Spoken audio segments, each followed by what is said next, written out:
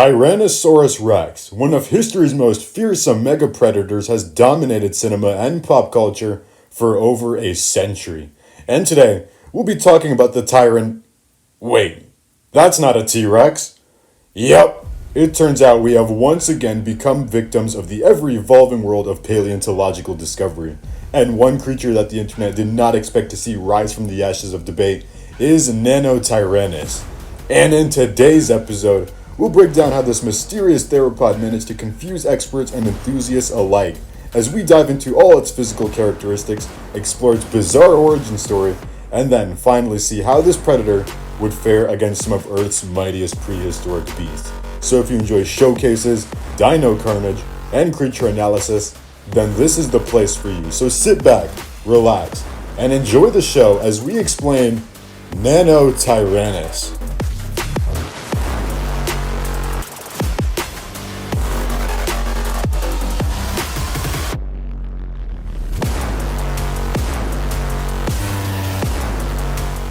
To fully understand this dinosaur, we must first take into account how it came to be and how it differs from the tyrant king we all know and love. In 1988, a Tyrannosaurus specimen, which was previously thought to belong to Gorgosaurus, was re-examined and reclassified as a brand new species. This specimen would later be renamed to Nanotyrannus lancensis. This new taxon was described as a 900 to 1500 kilogram nimble theropod that lived alongside T-Rex. This dinosaur's arms were noticeably longer and had more teeth. However, throughout the 1990s and early 2000s, other paleontologists pushed back on this theory, arguing Nanotyrannus wasn't a new species at all, just a young T-Rex whose features hadn't yet matured. The reason why this was such a wall for many scientists is because features that were seen in the Nano were also features seen in young Rexes during growth. That stalemate finally shifted with the arrival of the dueling dinosaurs specimen, a fossil block containing a young ceratopsian and a young tyrannosaur, discovered back in 2006 and fully acquired and prepared by the North Carolina Museum of Natural Sciences. Once preparation was complete, scientists could finally analyze this tyrannosaur in detail. And after an in-depth analysis by many scientists and paleontologists on both this specimen and our newfound knowledge on many T-Rexes, they were able to confirm beyond a reasonable doubt that this in fact was its own species. Now, the Nanotyrannus seen in the dueling dinosaurs fossils, nicknamed Bloody Mary, was found in the lower Hell Creek Formation and is classified as Nanotyrannus lancensis. However, there is a secondary notable fossil, Jane, discovered in the upper Hell Creek Formation. For the past 2 decades, Jane was thought to be a juvenile T-Rex, but after careful analysis, scientists concluded that this specimen represents a totally new species, Nanotyrannus lithaeus, proposed by Zano and Napoli. If you want the full paper, it will be linked down in the description for those who want further information. But how do these dwarf tyrants differ from their giant counterparts? For starters, the bones in the arms and claws were noticeably larger than those seen in adult T-Rex. The paper suggests that for a nano to transform into a Rex, there would need to be severe degeneration in many well-articulated surfaces, as well as shrinkage and manual elements, which would imply major changes to muscles and other tissue. Napoli concludes that bones simply cannot shrink during growth like this. Next, we look at the number of teeth in the upper jaw, known as maxillary teeth. T-Rex has at most 12, while Nanotyrannus has 15 to 17. Tooth sockets do not change through ontogeny in vertebrates, making this a critical distinction. Napoli also highlighted this in a 2024 paper. And one of the biggest pieces of evidence is a specific sinus unique to Nano, the quadratojugal sinus. This sinus housed in an air pocket, with the sinus itself being located in the upper back portion of the jaw. And to top it off, Nano had 35 tail vertebrae, whereas T-Rex had 42 to 43. We now have 2 Nanotyrannus specimens. They are both very closely related, with differences in skull features, limb proportions, vertebrae, and the scapula. Funnily enough, Bloody Mary has also been found with a vestigial third finger on its hand, something absent in any known T-Rex that we know of, further cementing Nano as its own taxon. The most obvious difference between the 2 nanos is body size. Bloody Mary weighed about 700 kilograms at the time of death and had reached full maturity, while Jane weighed around 800 kilograms and was still growing. Scientists estimate Jane could have grown significantly larger as an adult. These estimates are based on femur measurements, which provide rough projections but aren't exactly as precise as volumetric analysis. Napoli mentions that upcoming 3D models will provide a clearer picture of their true sizes. Bloody Mary, aka Nanotyrannus lancensis, height 1.6 meters at the hip, length 5.3 meters, mass 700 kilograms. Jane, aka Nanotyrannus lithaeus, adult form, height 2 meters at the hip, length 7 meters, mass 1200 kilograms. Nicknamed the Prince of Hell, Nanotyrannus was a speed demon. These theropods hunted medium-sized prey, and a 2024 study conducted by Boyai and Swan estimated Jane's top speed to be in the ballpark between 19 to 32 miles per hour. However, considering soft tissue mechanics, it's plausible Nano could have reached speeds up to 40 miles per hour, making it one of the fastest theropods that we know of. The study also describes Nano as a pursuit predator. Its hind limb structure allowed it to chase down smaller, more agile prey that its big-bodied cousins otherwise couldn't. And despite the smaller size, Nano had a relatively strong bite for its body, estimated at 4,900 to 5,600 newtons spread across the jaw. Additionally, it isn't unreasonable to assume Nano couldn't use its arms in combat or while hunting, though they were likely more for leverage, climbing onto the back or holding onto larger prey like a pachycephalus sword, for example.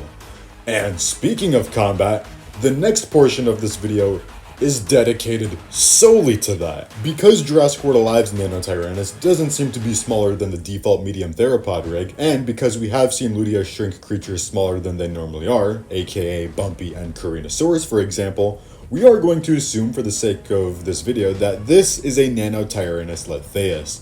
And for the fights, we're going to be nicknaming him Fang.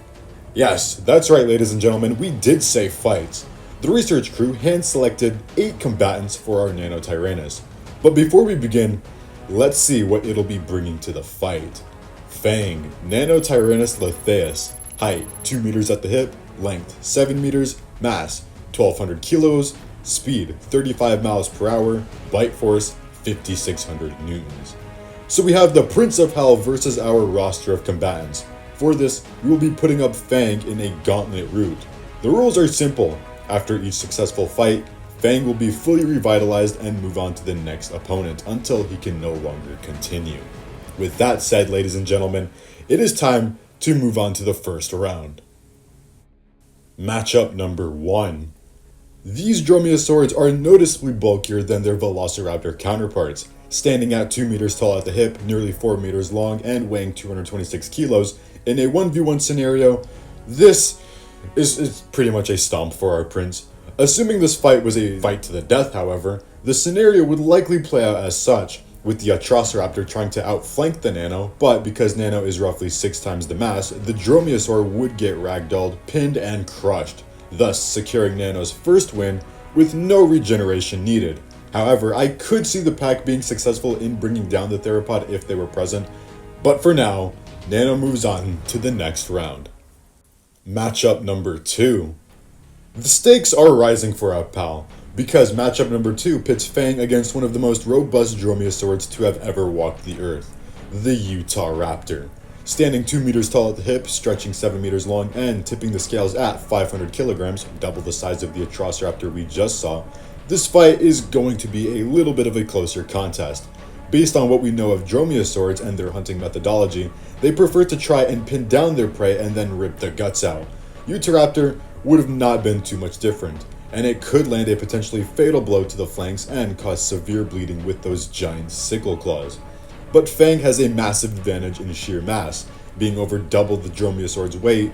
Using brute strength and his powerful bite, Fang would likely overpower the Utahraptor, and in the end, sheer size and force win him out, with the Prince of Hell Creek securing his second victory and moving on to the next round.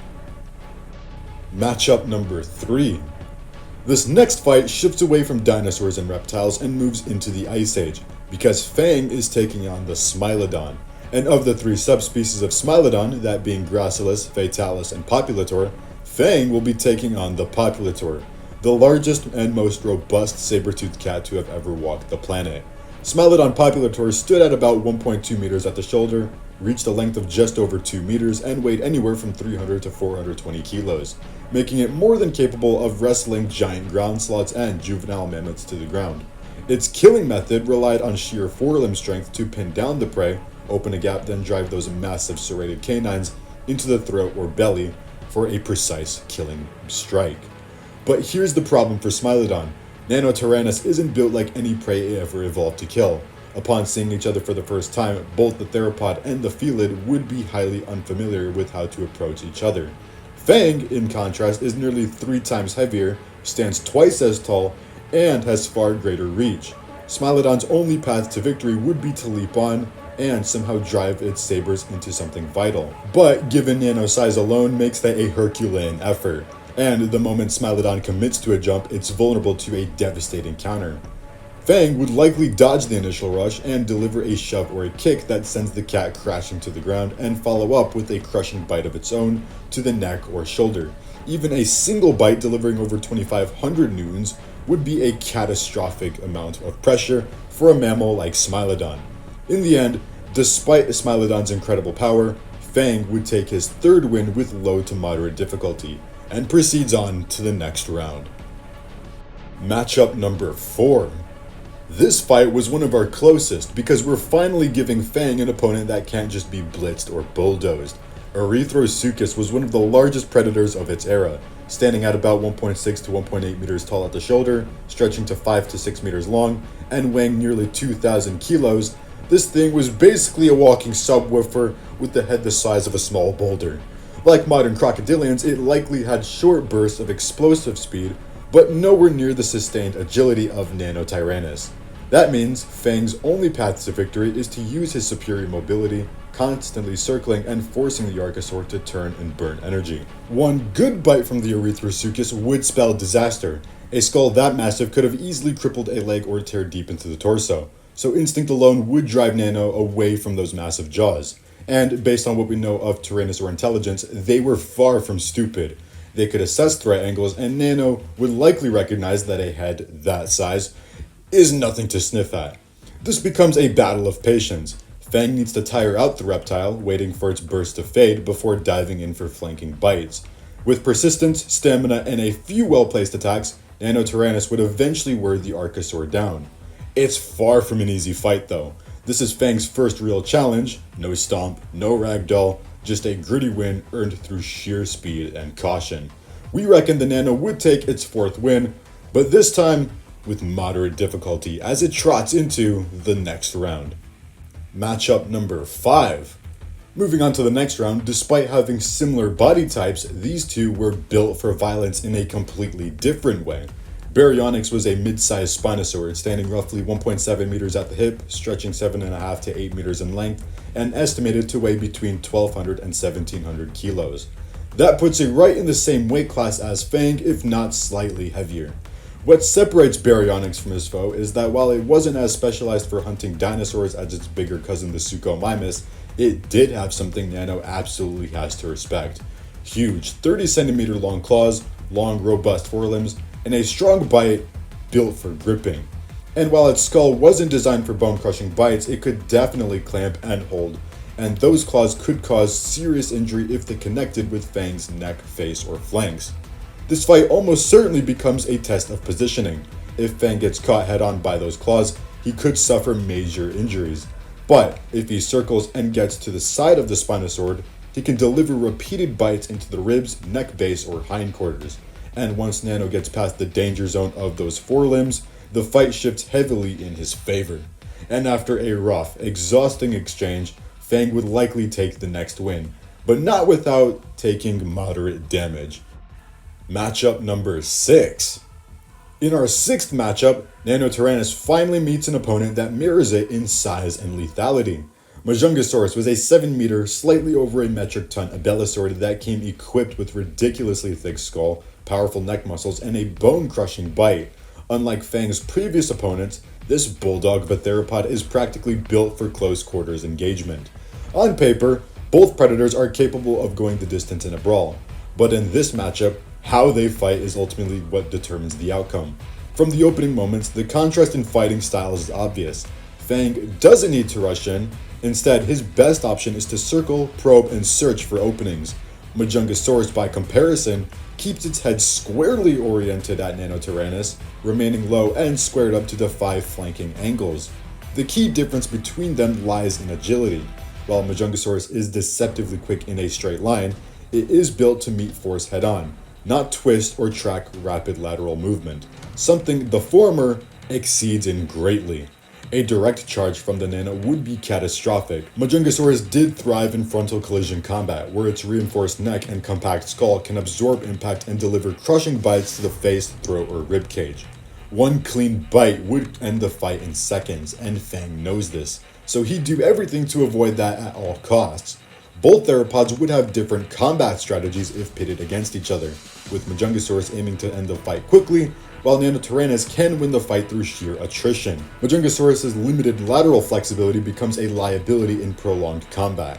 Missed bites are costly, and correcting those mistakes take time and energy. Fang, by contrast, excels at repositioning and regripping, allowing him to capitalize on openings without committing to dangerous frontal clashes. With this fight taking place on neutral ground, and after accounting for both animals' strengths and weaknesses, we found that Nanotyrannus emerges as the more consistent winner across simulations. Majungasaurus strikes hard and remains extremely dangerous, but Fang's ability to control distance, tempo, and positioning gives him the edge more often than not. Fang would make it into the next round. Matchup number 7. Both of these combatants are heavily armed to the teeth and would take a lot of abuse to finally be brought down. Arctodus Simus steps into the arena standing nearly 1.8 meters tall at the shoulder on all fours and stretching to almost 3.7 meters upright with a mass between 1,500 and 1,600 kilos. Just by weight alone, it overshadows Fang, and its offensive tools, enormous forelimbs, long claws, and crushing jaws, make it a walking freight train of destruction. Of the two, in all the scenarios where it came out victorious, Nanotyrannus would take the most damage. The only way for the theropod to come out victorious is to ass-ride its insane agility and speed. The bear, however, only needs one good hit to make the fight count. Even a graze from those massive paws would mean that Nanotyrannus just had more than its entire body weight concentrated on its face or neck, potentially even swiping the head clean off. Additionally, Arctodus' quadrupedal stance gives it a low, stable center of gravity, making it extremely difficult to topple. Even if Fang manages to strike or evade momentarily, the bear's massive size and long limbs would allow it to recover quickly from any unbalancing, closing the gap again with terrifying reach. Every approach carries risk, and every bite attempt could be countered with a swing of a paw or a shove from its shoulder. Fang's only realistic path to victory lies in attrition and clever maneuvering. Quick lunges, mock attacks, and constant repositioning could allow him to score hits on the exposed areas, the flanks, lower body, or back, but each successful strike comes at a tremendous cost in stamina and risk. Arctodus can absorb punishment, and every dodge or weave taxes Fang's energy reserves further. Fatigue becomes Fang's greatest enemy. In real-world analogs, bears have been known to run horses to exhaustion, and while Nanotyrannus is lean and fast, it cannot match Arctodus' raw endurance and brute force. A fight between these two would be a bloody affair, but in a fight that meets neutral ground, we found that Arctodus wouldn't only pull more wins, but do them in a safer fashion, thus ending Nanotyrannus' streak in this gauntlet of gymnastics. And with the conclusion of the gauntlet, from dromaeosaurs to apex mammalian predators alike, we've seen just how lethal Nanotyrannus could be. I'm for one thrilled that this decades-long debate has finally reached a soft close, and we eagerly await how this discovery will continue to evolve. Keep in mind, this research is still very fresh, and if there's one thing to take away, it's that evolution is always surprising and ever-changing. Be sure to show your support to the people who made this possible. Along with that, Napoli's channel will be linked down below. Keep an eye for that 3D video he has coming up, and tell him we sent you. Nanotyrannus may have finally stepped into the spotlight, but the journey of paleontology is far from over, and we can't wait to see what comes next.